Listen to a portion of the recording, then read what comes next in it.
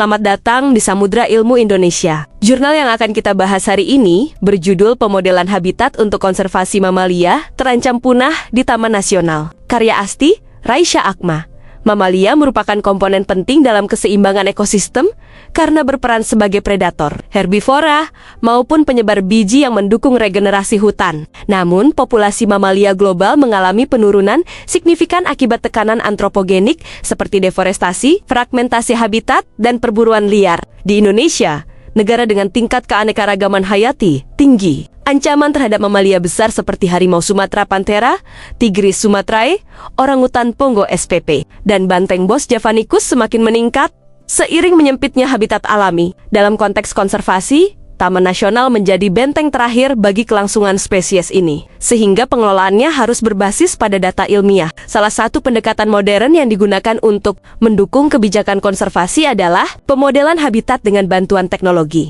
penginderaan jauh dan sistem informasi geografis (SEIGE).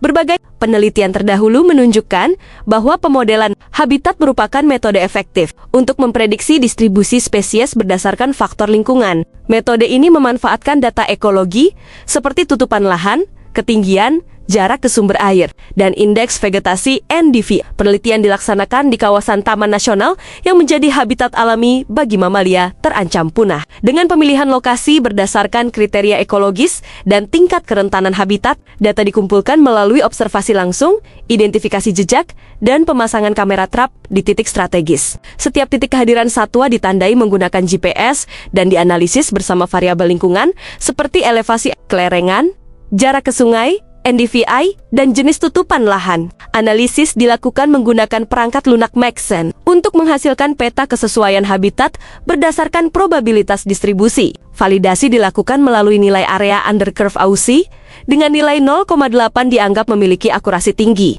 Hasil model kemudian dikategorikan menjadi 3 tingkat kesesuaian: sangat sesuai, cukup sesuai, dan tidak sesuai yang digunakan untuk merumuskan rekomendasi zonasi konservasi. Hasil pemodelan menunjukkan bahwa habitat paling sesuai bagi mamalia terancam punah berada di hutan primer dengan tutupan vegetasi rapat dekat sumber air dan minim aktivitas manusia. Nilai AUSI sebesar 0,85 menunjukkan bahwa model memiliki akurasi tinggi. Variabel lingkungan yang paling berpengaruh adalah tutupan lahan, jarak ke sungai, dan indeks vegetasi.